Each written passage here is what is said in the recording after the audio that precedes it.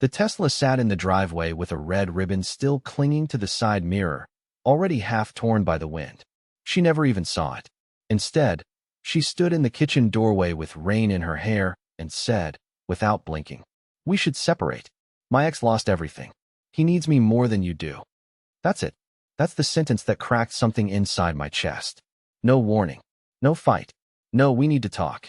Just that. I had dinner on the stove. Her plate was already served. I had even lit a stupid candle like some hopeless sitcom husband trying to save a marriage with ambience. She didn't sit. Didn't look at the food. She just waited. For what? I still don't know.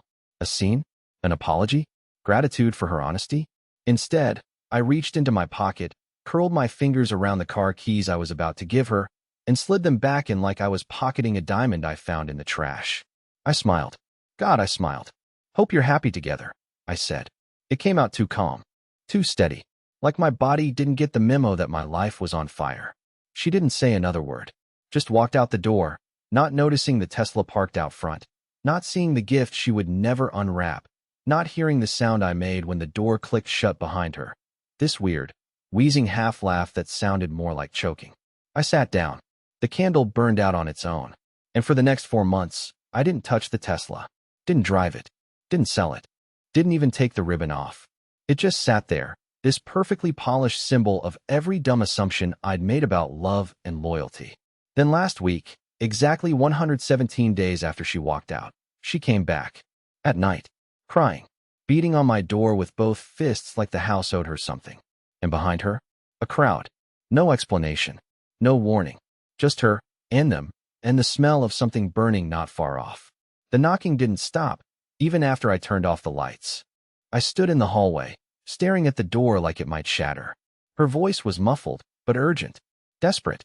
Not the smooth, rehearsed voice she used when she left. No. This one cracked like glass under pressure. "Keith, please. Just open the door. It's not what you think." She sounded scared. Genuinely scared. Which didn't make sense.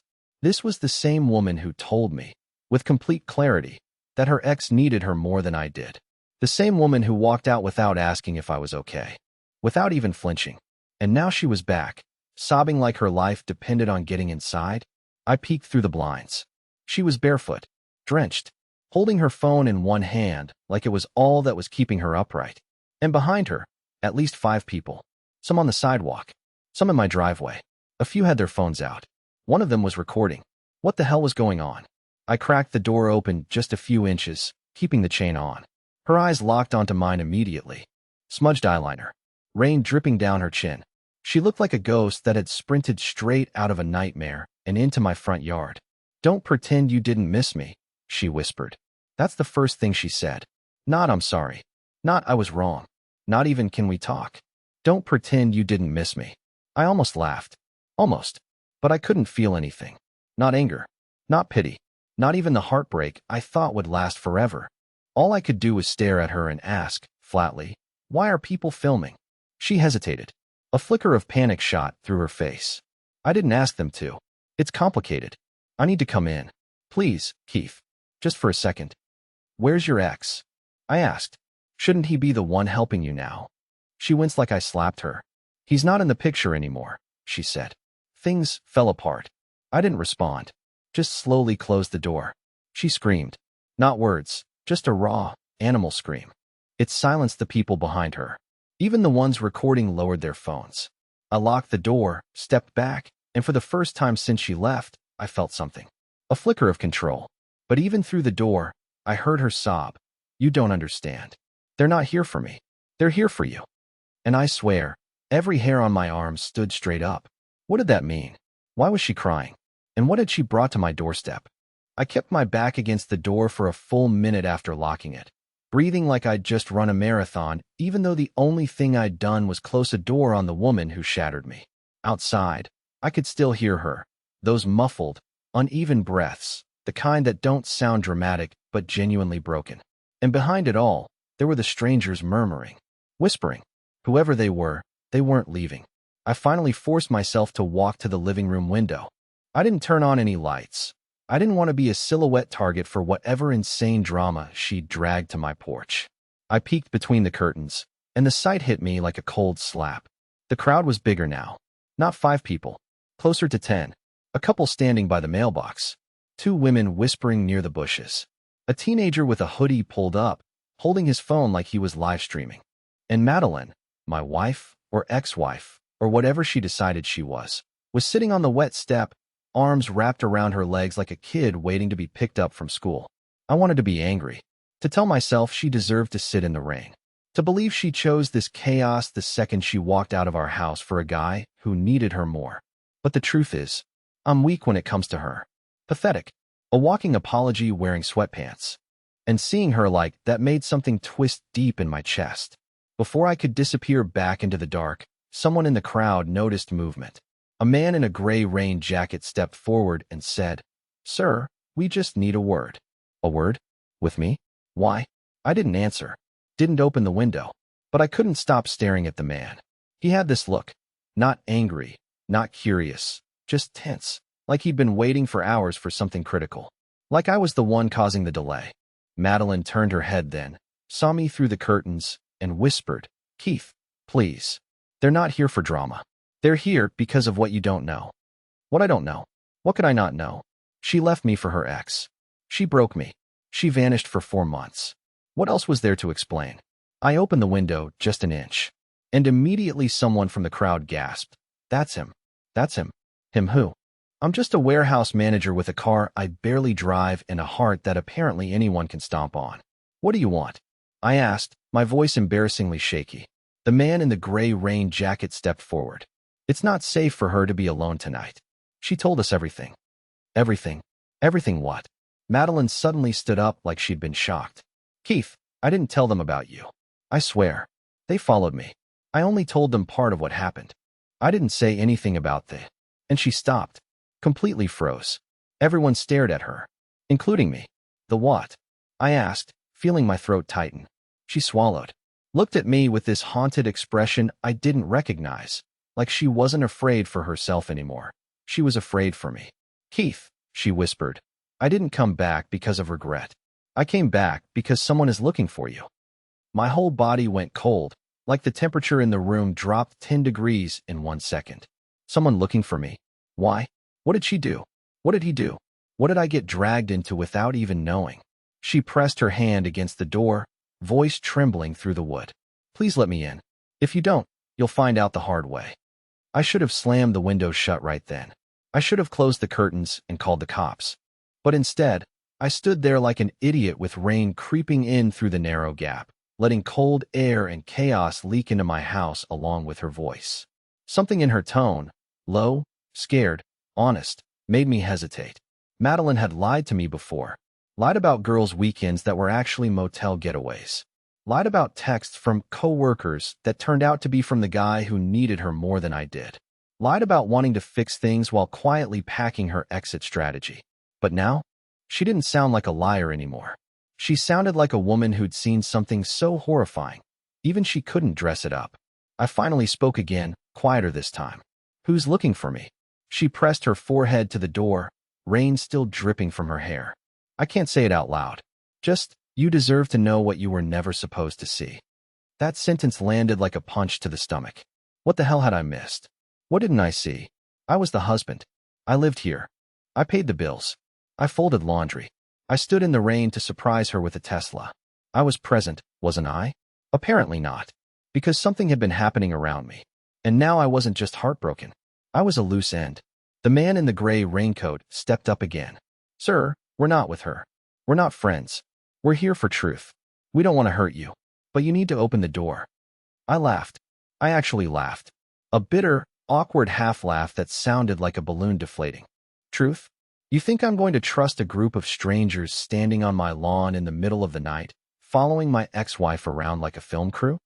One of the women near the bushes raised her phone and said flatly, "Because we are a crew." "What?" "Documentary," she said. "We're journalists. Independents. We've been tracking her since July. She left a paper trail. A messy one." Madeline turned sharply and snapped, "You're exploiting something you don't understand." To which the woman replied, "Then explain it." Everything inside me was spinning. This wasn't a dramatic breakup anymore. This was something bigger. Something ugly.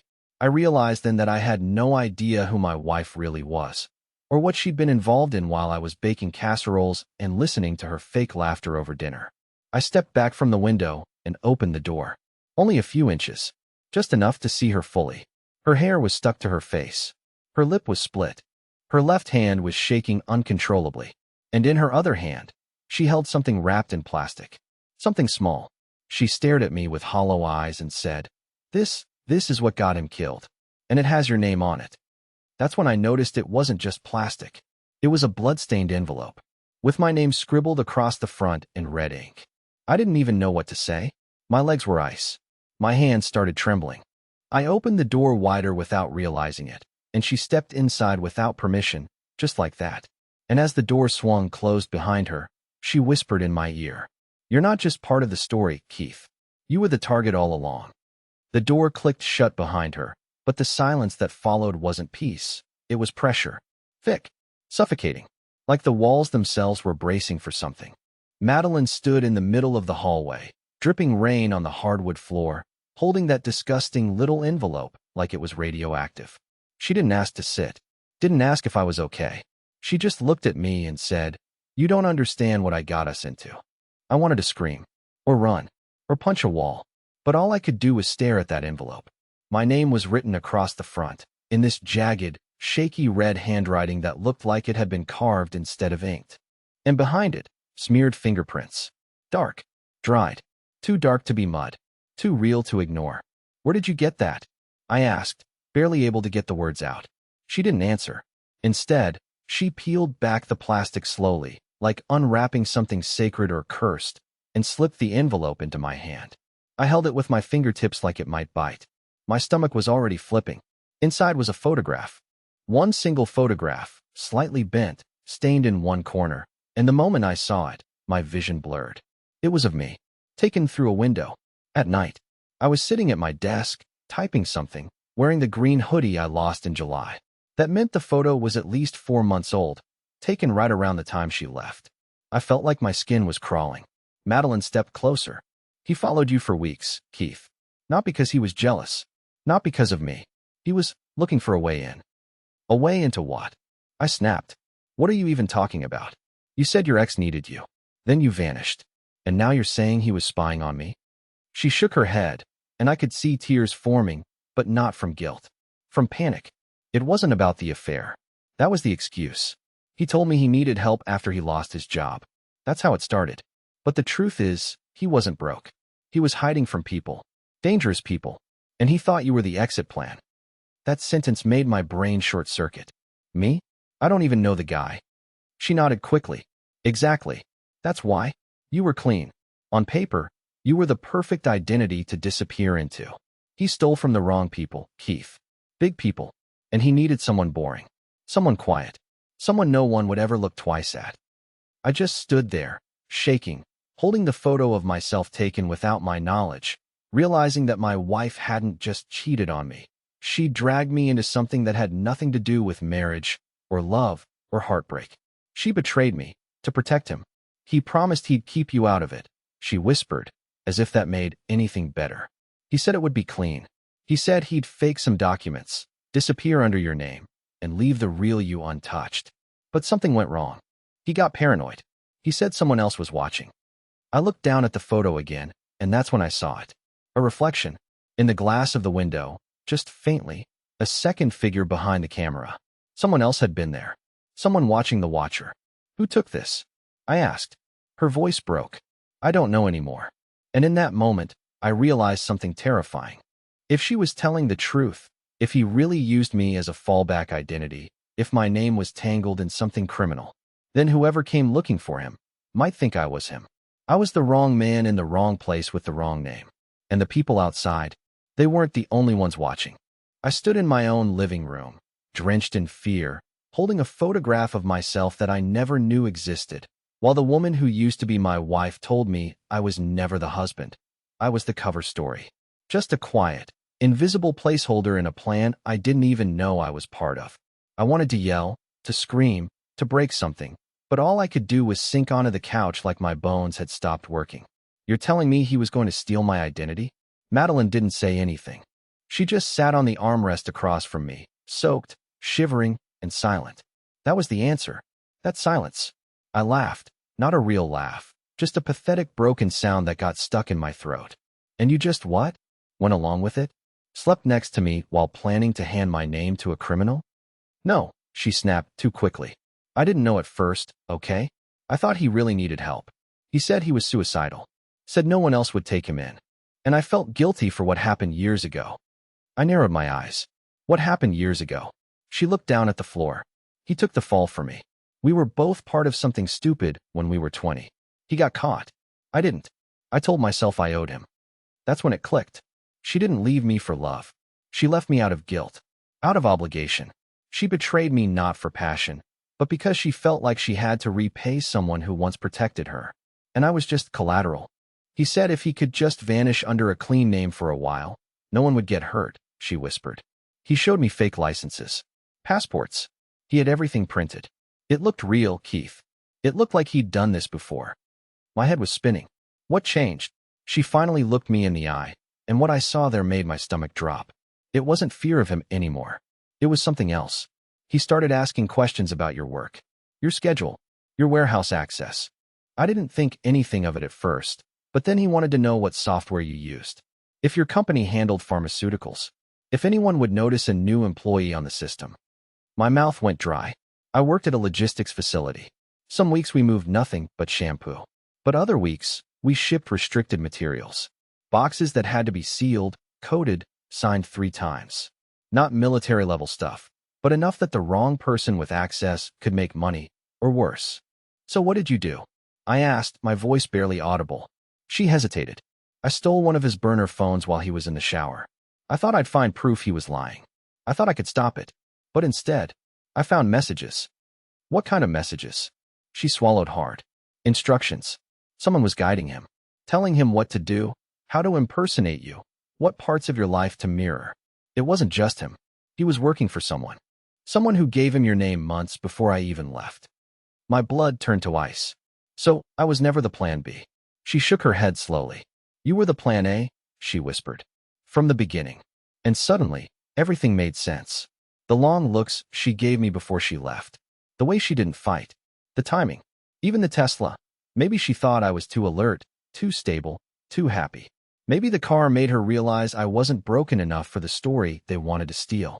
Outside, the journalists were still waiting. But somewhere else, someone much worse was watching too.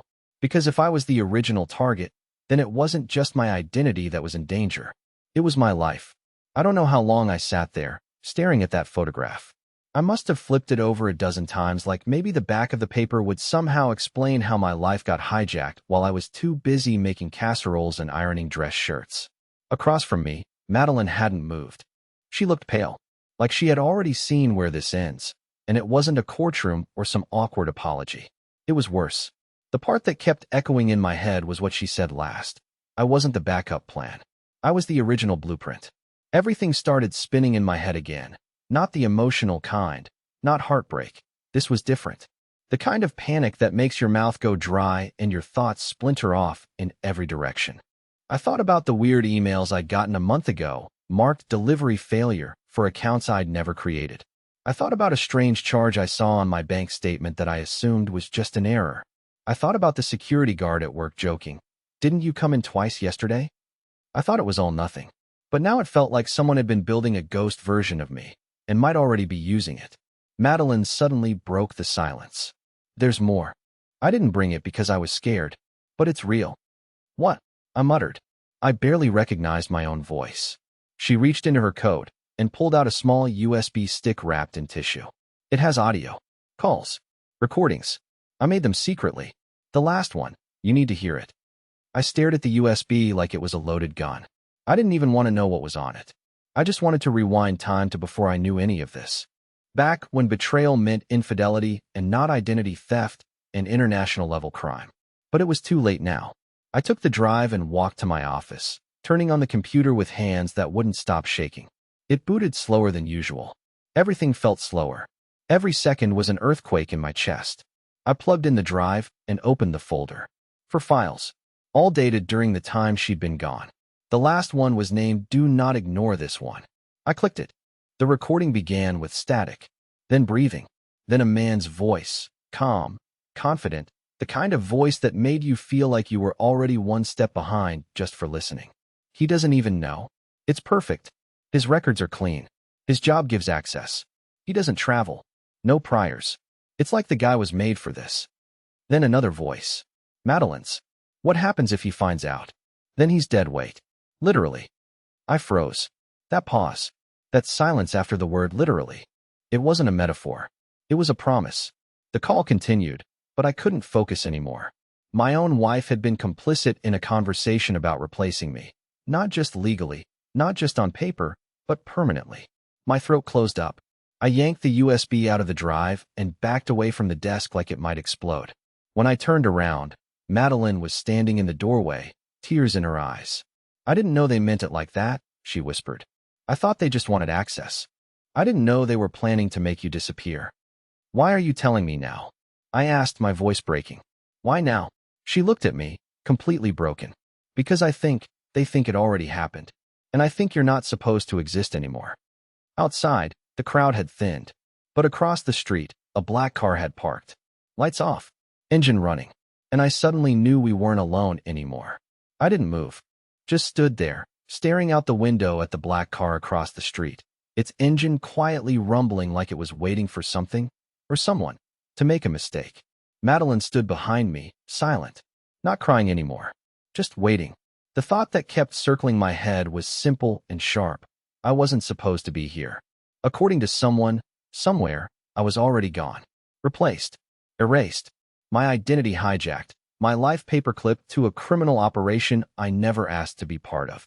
And the woman who stood beside me now, she helped open the door that let them in. But here I was, still breathing, still standing. And that meant one thing. I had a choice. Get your phone, I said suddenly, surprising even myself with how calm I sounded. Madeline flinched. Why? Because we're not running. Not hiding.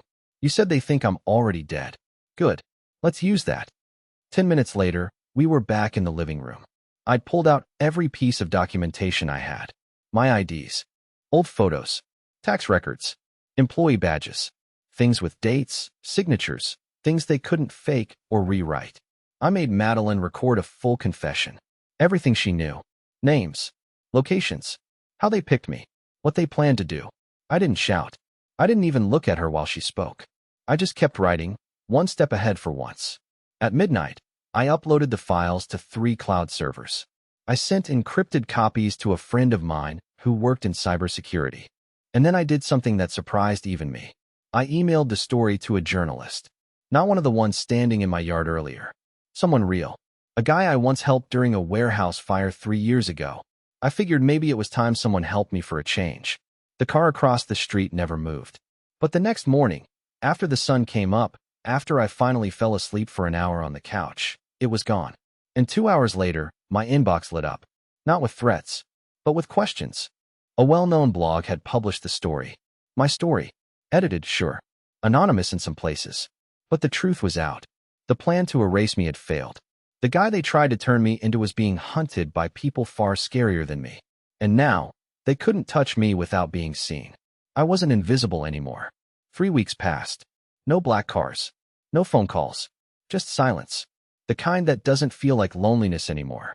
The kind that feels like peace. Madeline stayed for 2 nights before leaving again.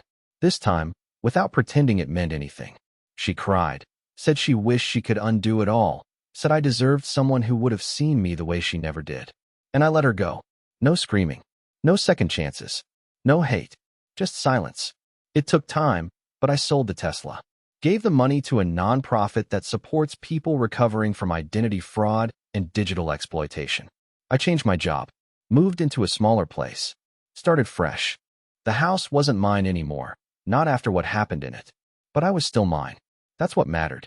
Because in the end, they built an entire plan assuming I'd stay quiet. That I'd stay broken. That I wouldn't fight back. They were wrong. They wanted me to disappear. Instead, I told the whole world I existed.